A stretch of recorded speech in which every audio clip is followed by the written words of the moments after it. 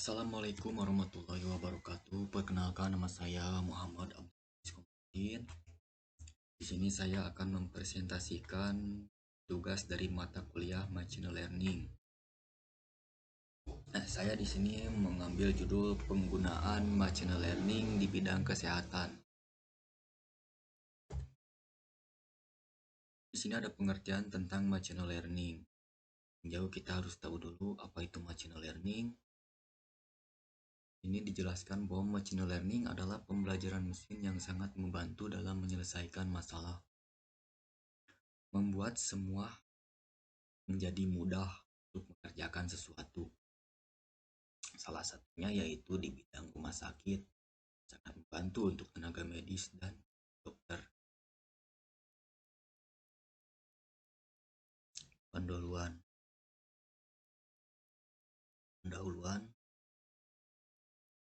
Dengan semakin pesat informasi tentang machine learning sebagai mesin yang bisa belajar sendiri tanpa harus dikontrol tiap rangkaiannya.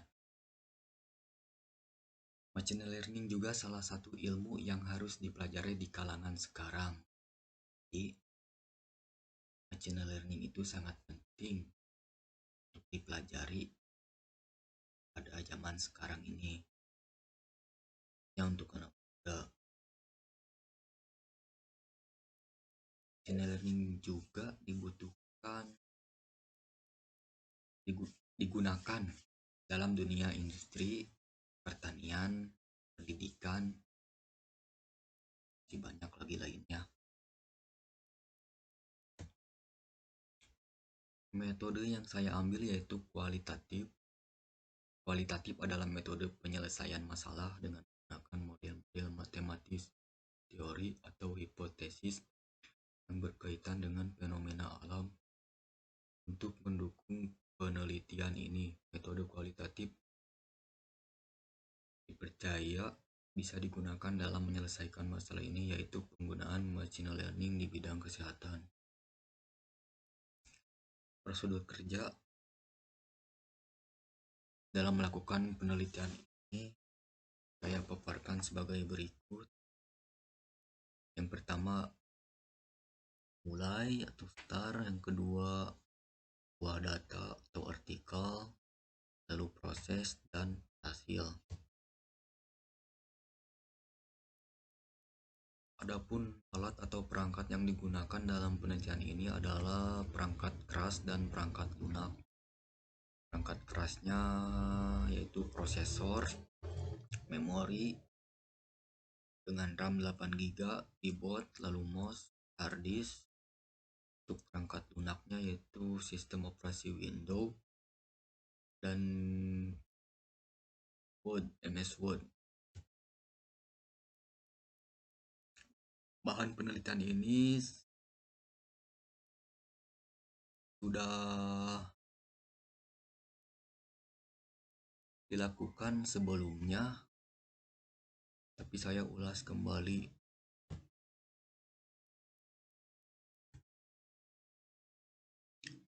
Hasil dari machine learning. Hasilnya yaitu machine learning adalah pembelajaran mesin yang sangat membantu dalam menyelesaikan masalah, membuat mudah dalam mengerjakan sesuatu di bidang rumah sakit atau bidang kesehatan. Contohnya seperti dokter bisa mendiagnosa penyakit jantung dalam waktu cepat, tidak memakan waktu yang sangat lama. Jadi sangat mudah dengan menggunakan machine learning, lebih cepat, tidak memakan waktu lama juga.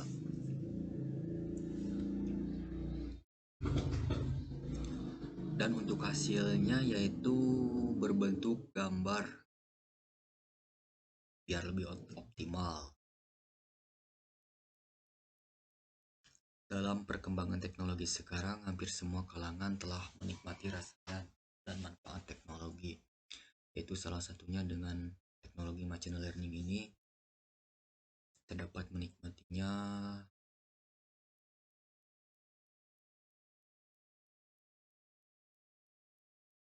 berdasarkan data yang saya dapat. Saya akan menguraikan ulasan dari beberapa artikel itu sebagai berikut. Yang pertama dari Artikel yang dilakukan oleh Muhammad Islam dan kawan-kawan itu menggunakan machine learning dan menggunakan dataset 994 untuk bahan percobaan. Dan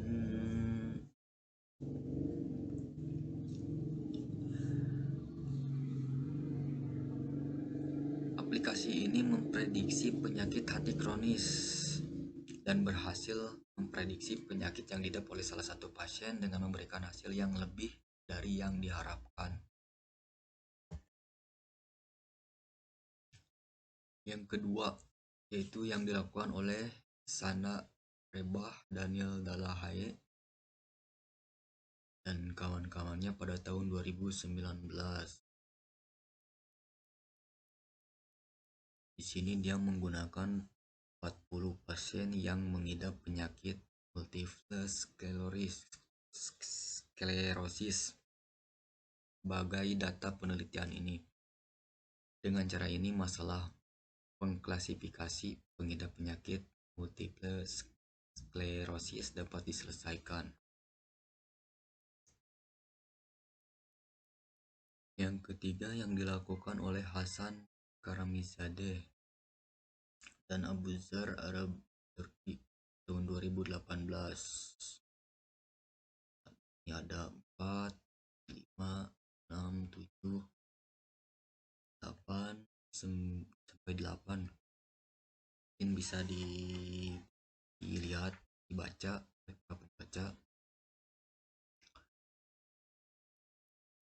Ini tabelnya,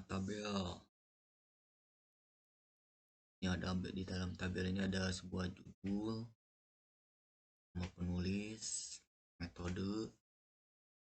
Dalam sebuah pengukuran terdapat metode, akurasi, kecepatan dataset, dan masalah yang diselesaikan.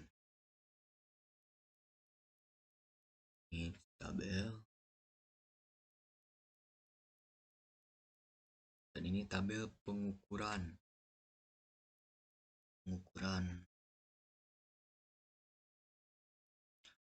Dari beberapa artikel yang saya baca dan ulas, saya menemukan artikel yang membahas tentang penggunaan machine learning dengan jelas dan terperinci. Berikut ini saya paparkan hasil dari ulasannya berdasarkan ditolak ukur yang dibuat saya, bahwa artikel yang dipaparkan di atas memiliki kelebihan dan dari artikel yang lain seperti bersifat baru, memiliki tingkat akurasi yang baik, memberikan hasil yang optimal, dan sumber pendukung yang terbaru dan terpercaya. Nah, itu judulnya Classification of Multiple Sclerosis Veteins using a Histogram Based KKN Algorithm. Penulisnya adalah Sana Reba, Daniel Dalahaye, Stefan.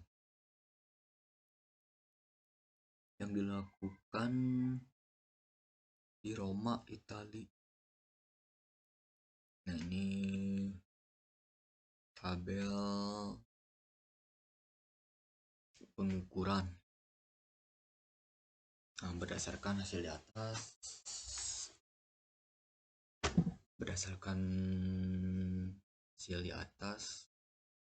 saya menemukan bahwa dalam penyusunan artikel ini masih banyak kekurangan dan kelebihan. Untuk kelebihannya mungkin bisa Anda nilai sendiri. Untuk kekurangannya banyak, yaitu bahan atau dataset yang digunakan tergolong sedikit dan tidak menggunakan data yang banyak, serta menggunakan referensi yang terlalu lama dalam, dan mungkin masih banyak lagi lainnya. Sekian saya. Nah, ini adalah daftar pustaka.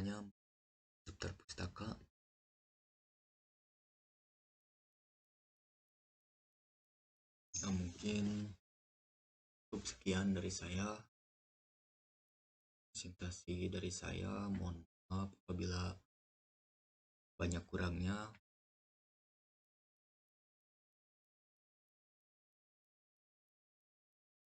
Assalamualaikum warahmatullahi wabarakatuh.